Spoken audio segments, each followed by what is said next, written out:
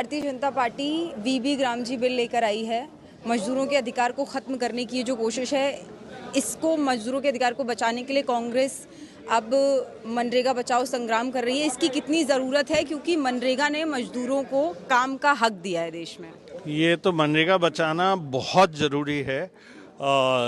मनरेगा 100 दिन के रोज़गार की गारंटी देता था, उसको बिल्कुल रद्द कर दिया। उसकी जगह जो लाया गया है, कहा जा रहा है कि वो 125 दिन का रोज़गार दे रहा है, लेकिन बिल्कुल नहीं।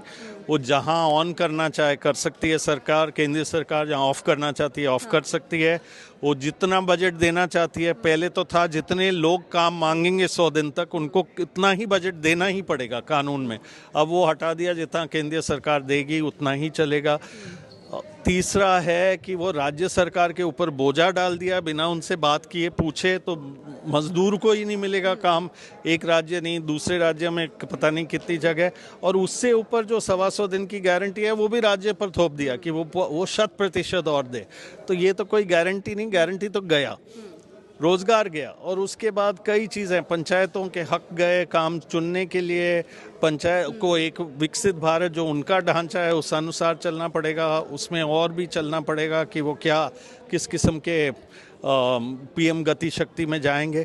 इसके लिए सारे लोग जो नरेगा से लड़े उस कानून के लिए, जनता वो आई है और वो सारे पार्टियों के पास जा रहे हैं और वो कह रहे हैं कि संसद ने सर्वसम्मति से जो कानून निकाला, बिना पूछे उसको रद्द कर दिया।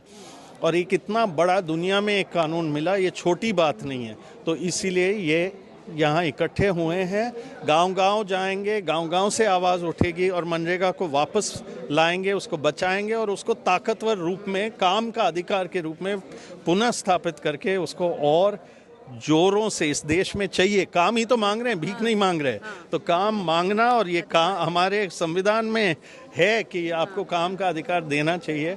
वो एक कानून था जो हटाया, हटने नहीं देगा।